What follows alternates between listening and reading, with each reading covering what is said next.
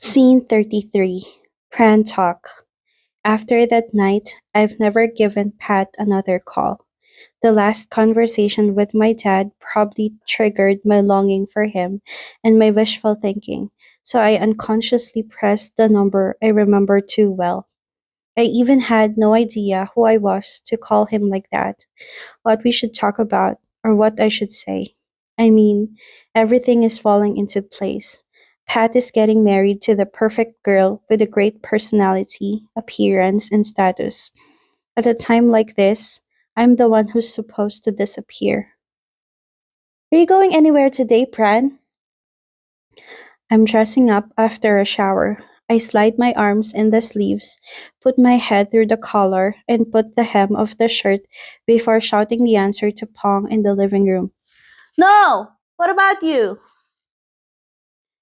I'm meeting up with my friends. They changed the time to the late afternoon. Care to join us? I crane my neck out of the bedroom to see Pong pour himself a glass of milk at the countertop, already dressed up. No thanks. I'm going to watch a movie here. I see. I'll join you to pass the time. Pong says and follows me into my room. He sits on the floor, leans his back against the bed, and puts a pillow on his lap while I choose the movies kept in a plastic box. What do you want to watch? Up to you. I'm staying here all day. I can choose mine later. Why don't you pick one now? I don't know much about movies. Just pick one for me. I laugh and keep nodding before looking at for the one he'd like.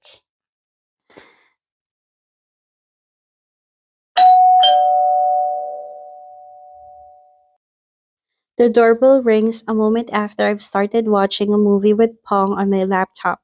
We both turn away from the screen automatically. I'll go, Pong says and walks out of my room, leaving the door ajar. If it's Rita, don't forget to return her plates. We've two of them. I shout after Pong, glued to the screen. I think I'll leave now. I might not come back tonight.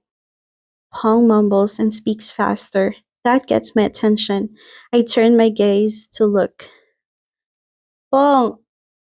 I pause, since the one walking here isn't my cousin, but the person I haven't seen for months. You look well. How did you come here? I frown and stand up in a split second. My heart beats so fast that I'm scared it will jump out of my chest. I clench my fists, feeling how sweaty my fingers are. My wifey has gone for months. I'm here to take you back. But why are you still standing there? Didn't you miss me? I I missed you like crazy, Pran. I press my lips together, my eyes feeling hot, unable to pull myself together any longer. I feel like I'm about to pout like a child, and the best solution is to hide my face from him by darting forward into his embrace and burying my face in his shoulder. Pat holds me. We hug each other tightly, pressing our bodies together that there is no space left. We convey our longing for one another as our tears well up. I missed his body temperature. I missed his unique perfume scent. I missed his annoying voice. I missed his cheeky gaze. I missed the feeling when we were together. I missed him so much. Bran. Mm. I mumble in my throat, my eyes still closed. We tighten our embrace, leaving no gap between us. Who's Rita? Huh? I opened my eyes as soon as I heard the question, caught off guard. I'm asking you, who's Rita? But damn it!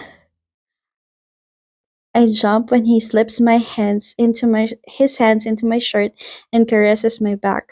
Not now. Answer me. Come down. Get your hands off. I pull back, making his hands slide away from my body, but I keep my hands on his arms. We hold each other's gazes, and that shuts me up. Are you seeing anyone here? Pat's voice is stern, with no sign of playfulness in his eyes. Who would I be seeing? I press my lips together before loosening them. I drop my gaze, shy. I've always missed you. Hearing his soft laughter, I have the urge to tell him off, but his next words halt me. The way you talk softened after months. Shut up. Let's see if your mouth is softer as well. What the hell? Won't you tell me how you came here? Can't I tell you after a kiss? No, I whisper, not so firmly. My heart and body have probably melted the second our eyes met. Pat pulls me close, and the heat from his skin makes my cheeks flush. I press my lips together to keep my feelings hidden. Only the tears brimming my eyes show how pent up I felt. Don't cry. I'm not crying. It makes me wanna cry too. Pran! Pat calls my name and I close my eyes. Ever since I flew here, I've lost count of the nights I fell asleep with his voice next to my ear and woke up to find out that it was my imagination.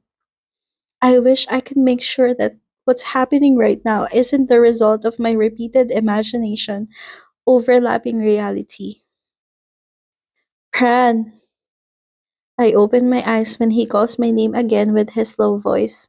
My tears trickle down my cheeks when Pat is still here in front of me, holding my hand, hugging me, and calling my name. Whoa! Bran, don't cry. His warm hand wipes my tears off my face. This is real. This is actually happening. Bran! Pat calls me louder as I burst into tears and wrap my arms around him tightly. I press my face on his shoulder, letting my tears seep through the fabric of his shirt. I've never thought I'd get to hug him like this ever again. I've never even thought I'd get to see his face once more. Pran, I'm sorry. I'm sorry. I'm sorry for never doing anything for you. I'm sorry for being so weak and making you suffer. I'm sorry. Sorry. I'm sorry. Pat exhales through his nose as if laughing. He returns my hug with his left arm, his right hand supporting my head and ruffling my hair. Why are you sorry? I shake my head, trying to stifle a sob. You did nothing wrong. Pat whispers to my ear and holds me without another word. We embrace each other like that, letting time fly. I finally stop crying after a while, still not moving my face from his shoulder. It's not that I've missed so much that I can't withdraw from this hug. I've just come to my senses and feel embarrassed. Why did I break down and rush to him like that? Ugh. Fran! Pat calls my name and presses his lips on my temple. Then he rests his chin on my head. Let me see your face. I remain still. Not, how can I let him see my red, swollen eyes right now? Pran! Sleeping? Sleeping my ass. No. Let go of me then. Are you just going to hug me like this and not look at my face? Pat asks. Receiving no answer, he goes on. I've missed you so much. I finally yield and loosen my arms. I pull back slowly and keep my eyes on the floor, not looking up. I jump when Pat strokes the area under my eye. Your eyes are swollen. I press my lips together and raise my eyes. They widen at the sight of Pat's red eyes. Despite zero traces of tears on his cheeks, his damp eyelashes are clear evidence. We hold each other's gazes, throwing away our stubbornness and conveying our feelings without hiding. We lean forwards until our lips touch. We stay like that before starting to grind them, moving slowly, taking it easy. We don't rush to use our tongues, just nibbling and taking in the feeling of our skin touching. We kiss and pull back, then we seal our lips again. It goes on repeat. When it doesn't seem to be enough, the person before me puts his tongue in the gap between my lips as if asking for permission. I simply allow him in, parting my lips to welcome the soft, damp sensation. He twirls his tongue inside my mouth, savoring the taste he's missed for a long time, sucking out my soul. I can never resist him no matter what. Will you tell me now how you got here? By plane. But still has some nerves to joke, huh? Hearing my even voice, the cheeky guy scooches closer. I'm just kidding. I don't want you to make a stressed face. What's wrong? I thought you didn't pick up my call because you didn't want to talk to me anymore. How could that be? I didn't know it was you. Aren't you mad at me? I am. I pressed my lips tightly upon that answer. Of course he is. Who wouldn't be? But I love you more. That makes me raise my gaze. With our eyes on each other, I get to see the way he looks at me. My cheeks feel hot. How long has it been since my heart beat this fast? I'm sorry. I understand. Pat smiles and caresses my cheeks. I'm sorry too, for acting so immature and always giving you hard times. Not at all, I mumble, grabbing the fingers playing with my cheek. Is it okay for you to be here? What about Punch? The wedding was cancelled. Why? That startles me. Did you run away here? My head is now full of many terrible situations. I can't help thinking of the worst case scenario. Before I lose my mind, Pat pulls me back together. Nothing like that. Well, she found out I was gay. My eyes go wide. So, she called off the wedding, of course. Who would marry a guy who's in love with another guy wholeheartedly? Didn't your parents go crazy? My dad blew up, but my mom helped stop him. Don't make that face. Nothing happened. My parents are fine with this. Even your dad gave us permission to date. He knew I flew here. Everything's okay now. What about you? Hmm? Are you okay? I wasn't. But I am now. Pat puts on the smile I'm familiar with. Quit joking. I'm not. Pat corrects immediately, his voice even sterner.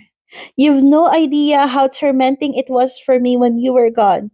Even though we did as we were told and sacrificed our happiness, it made nothing better. I pressed my lips together, not arguing. Everything he said is the truth I can't deny. I can't lie that I felt okay, not when we stare into each other's eyes like this. But, hmm? I love you.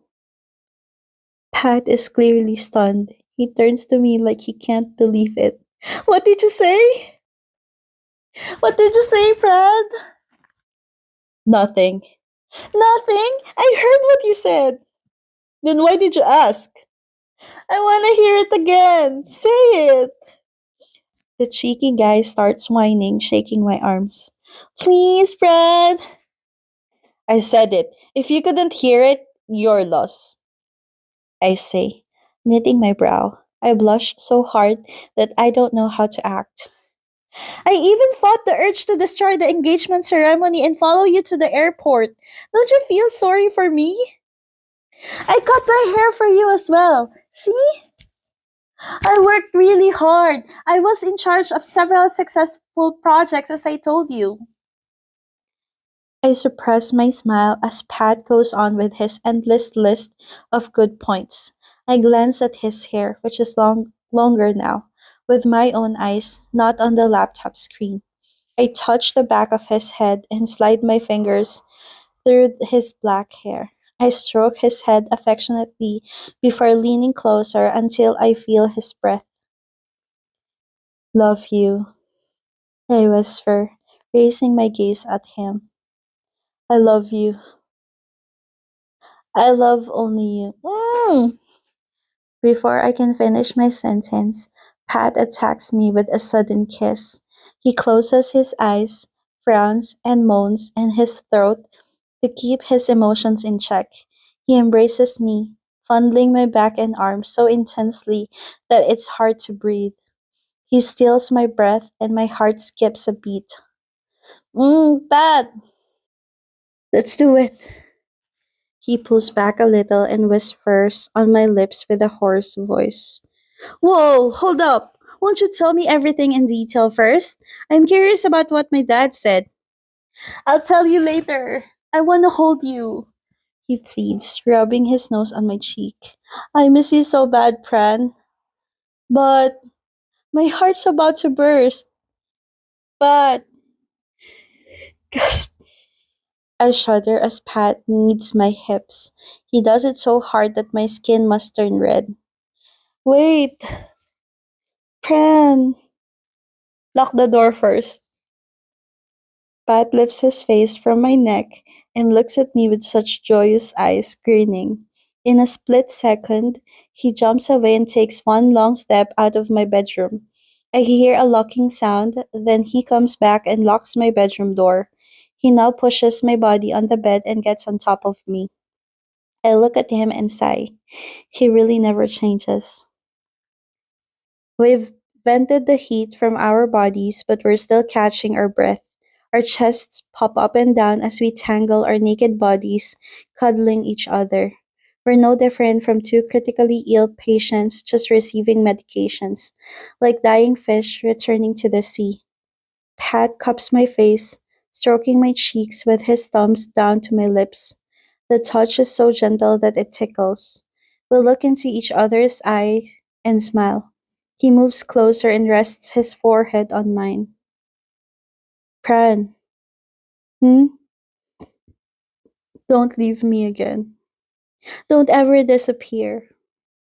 But promise me. I promise. My voice is a whisper, yet it feels firm. I reach out and touch his cheek. I'm not going anywhere. We spend the night cuddling on the bed and talk about what happened during the months we were apart. We laugh as we exchange our stories. Listening to Pat grumbling about me living with Pong alone, I smile at his undying jealousy. There are times when I turn my head and Pat is already staring at me with such an emotional gaze that catches me off guard. We keep our hands loosely intertwined, resting our heads on the same pillow, lying under the same blanket, and falling asleep together. We stay together for 3 whole days. No matter how happy we are, Pat has to go home eventually. Pong and I go to the airport to see him off. I actually feel awful because Pong has crushed at his friend's place while Pat stayed here. He let me spend time with Pat to my heart's content. I told him it wasn't necessary, but Pong insisted on not coming back to our place. I'll wait for you by the exit. Pong says once Pat has checked in and is ready to head to the gate. Lock that. Yes.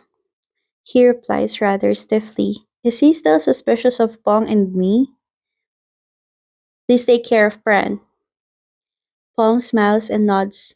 He pats my shoulder softly and leaves. Graduate quickly and come back to me in Thailand. Those words make me turn away from Pong to him. How do I rush it? I don't care. Just study hard and graduate quickly. I beam and nod, taking his selfish yet tempting order. Got it. I'll be waiting for you in Thailand. Yeah, be a good boy. You too. Don't let anyone flirt with you. I know. The same goes to that damn phone. Watch your mouth. He even crashed at his friends for days because of you. That's a different subject. Seriously, go now. It's almost time. Take care of yourself, Pran. You too. I smile, patting his cheek. I'm sad, though not as much as before. Call me once you get there. Because we can contact each other whenever we want now, right? Mwah! Pat smiles and suddenly kisses my cheek. I'm startled, looking back and forth in shock. Pat! What the hell? I scold him, slapping his arm. We're outside. Look at his careless smile. I love you, Pran. I know. I love you too. Go! I shout over my own reply and push him back. Pat laughs and finally gets on the escalator. He spins and waves his hand at me all the way up, and I watch him until he's out of my sight. Another goodbye, yet my heart feels no pain like before. End of scene 33.